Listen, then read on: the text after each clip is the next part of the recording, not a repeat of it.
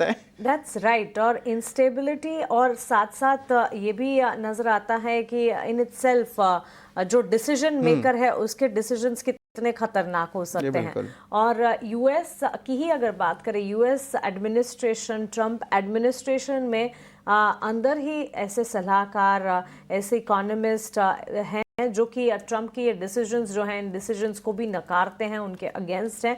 और all in all US की economy के लिए ये जो इस तरह के डिसीजंस ले रहे हैं डोनाल्ड ट्रंप, वो इन अ वे काफ़ी फ्रजाइल है। और आने वाले दिनों में यूएस की इकोनॉमी पर इसका असर पड़ सकता है। ये वहाँ के नागरिक और ट्रंप एडमिनिस्ट्रेशन के जो सलाहकार हैं, जो एक्सपर्ट्स हैं, वो भी इस चीज़ को मान रहे हैं। लेकिन चलिए अमेरिकी बाजार से ही शुरुआत कर लेते हैं। विदेशी बाजार का सेटअप ऑल इन ऑल आपके सामने रख लेते हैं। अमेरिकी बाजार में फ्राइडे सेशन में कमजोरी हावी होती हुई नजर आई थी।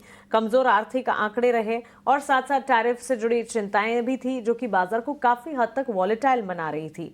डाउ जोन्स में लगातार 5 सेशंस में गिरावट है। गिरावट इंटैक्ट रही। शुक्रवार के सेशन में भी जब क्लोज हुआ तो करीब 542 अंकों की बिकवाली थी। नैस्डैक में 2 सेशंस की बिकवाली जारी रही शुक्रवार को, वहां पर भी ऑलमोस्ट 500 पॉइंट्स की गिरावट और एसएनपी में भी 100 अंकों की गिरावट के साथ तो मेजर इंडेक्सेस वहां पर टूट कर बिकवाली का दबाव झेलते हुए नजर आए। स्मॉल कैप इंडेक्स रसेल 2000 में 2% से ज्यादा की कमजोरी देखने को मिली। और साथ साथ एडब्ल्यूएस क्लाउड ग्रोथ में सुस्ती की चिंता से अमेजॉन का शेयर जो है 8% टूटा। देखिए न्यूज फ्लोज वहां भी है। भारतीय बाजार में जिस तरह के अर्निंग्स का सीजन है, उसी तरह यूएस के मार्केट्स में भी अर्निंग्स सीजन चल रहा है। और अर्निंग सीजन के साथ साथ ये इतनी ज्यादा ग्लोबल अनिश्चितताएं हैं। अगर डोनाल्ड ट्रंप जो डिसीजंस ले रहे हैं उसका असर अक्रॉस द ग्लोब मार्केट्स पर पड़ रहा है, तो खुद यूएस के मार्केट्स पर भी पड़ ही रहा है। और वो नजर भी आ रहा है, तस्वीर साफ होती हुई। यूएस में नॉन फार्म पेरोल सिर्फ 73,000 बढ़ता हुआ दिखा, जो कि अनुमान से काफी कम है। इकोनॉमिक इंडिकेटिव एक्शन, वहां पर जो आर्थिक आंकड़े हैं उसका भी असर है, जो कि पड़ता हुआ दिख रहा है, जो कि नजर आया। भारत, ताइवान और साथ ही कनाडा पर टैरिफ की नई दरों से सेंटिमेंट कमजोर होते हुए दिखे हैं। नेगोशिएशन टेबल पर बातचीत होगी, ये तमाम है बातें। लेकिन इस वक्त ये जो on the face of it decisions लिए हैं, उससे सेंटिमेंट तो कमजोर यूएस मार्केट्स के भी हुए हैं। सितंबर की पॉलिसी में यूएस फेड दरों में कटौती की उम्मीद घटी है। यूएस फेड एफओएमसी की तरफ से जो रेट अनाउंसमेंट्स आए थे, उसके बाद जेरोम पावेल की कमेंट्री, ये तमाम चीजें भी थी जो कि मार्केट पर रिफ्लेक्ट होती हुई देखने को मिली। और बीएलएस चीफ जिसकी आपने बात की, Bureau of Labor Statistics commissioner Erika McEntarfer को निकाला गया है। और डोनाल्ड ट्रंप की तरफ से इस तरह के काफ़ी सारे डिसीजंस और इसके रिपल इफेक्ट्स भी, रिपरकशंस भी जो हैं वो आगे देखने को मिलते हैं। लेकिन यस, ये ताज़ा एक डेवलपमेंट होता हुआ देखने को मिला है। ट्रंप के टैरिफ के चलते अमेरिका की इकोनॉमी में सुस्ती है, ये वहाँ के जानकारों का लगातार बयान भी आता हुआ दिखा है।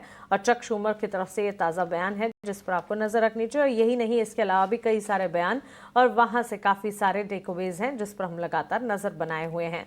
एशियाई बाजार और साथ ही रशिया और यूक्रेन युद्ध में तनाव जो है उसकी स्थिति बढ़ती हुई नजर आ रही है। एशियाई बाजार इस वक्त सुबह सुबह मिले जुले स्टांस दिखा रहे हैं। अगर आप देखेंगे all in all Asian markets में गिफ्ट निफ्टी की तरफ से सबसे पहले इम्प्लाइड ओपन आज 7 बजे, जब सबसे पहले हमने बातचीत की शुरुआत की तब ऑलमोस्ट 60 अंकों की बढ़त थी। इस वक्त भी ऑलमोस्ट 60 पॉइंट्स की गेन्स हैं। जापान के बाजार निक्केई में 750 अंकों की गिरावट है। कॉस्पी में फ्लैट ट्रेंड देखने को मिला है। अन्य संकेतों की अगर बात करें, बाजार के बॉन्ड डील से लेकर करेंसी की चाल, कच्चे तेल का हाल और बुलियन मार्केट, प्रेशियस मेटल्स की अगर बात करें तो सितंबर में ओपेक प्लस देशों में उत्पादन बढ़ाने के फैसले से कच्चा तेल ऑलमोस्ट 0.5% डिक्लाइन दिखा रहा है, $69 बैरल ब्रेंट क्रूड। और घरेलू बाजार में भी करीब 3-4% की गिरावट है। कॉमेक्स पर गोल्ड में हमने हल्की सी तेजी देखी है। चांदी में जैसे कि तैसे कामकाज है, लेकिन हाँ 1,10,000 रुपए के पास सपाट ट्रेंड देखने को मिला है। 1,14,000 तक के लेवल्स भी चांदी देख चुके हैं और वहां उन्हीं स्तरों के आसपास, लेकिन फ्लैट कामकाज देखने को मिला जरूर है, जिस पर हमें नजर रखनी चाहिए। प्रेशियस मेटल्स, कच्चे तेल की चाल और साथ ही बेस मेटल्स पर लगातार हमारे कमोडिटी एक्सपर्ट से भी बातचीत हम करते हैं। यूएस 10 ईयर बॉन्ड यील्ड 4% और डॉलर इंडेक्स 98-99 के लेवल्स के आसपास ट्रेंड करता हुआ। ऑल इन ऑल विदेशी बाजार जो है मिले जुले हैं, टुवर्ड साइडवेज एक्शन भी कह सकते हैं। भले गिफ्ट निफ्टी की तरफ से मजबूती है, लेकिन एशियाई बाजार मिले जुले हैं। और साथ साथ यूएस के मार्केट्स की कमजोरी जो फ्राइडे सेशन की थी, उसे भी हम नकार नहीं सकते। लेकिन चलिए अब ग्लोबल फ्रंट पर तो ये सब टेकअवेज हैं, लेकिन भारतीय बाजार के लिए आज नए हफ्ते की शुरुआत कैसी होगी, ये समझने की कोशिश करते करते हैं विदेशी संस्थागत निवेशक और घरेलू संस्थागत निवेशक की तरफ से आंकड़े कैसे आए हैं ये समझने की कोशिश करते हैं और फिर आपके लिए स्ट्रैटेजी बनाते हैं आज के लिए। सबसे पहले एफआईआईज और डीआईज के आंकड़े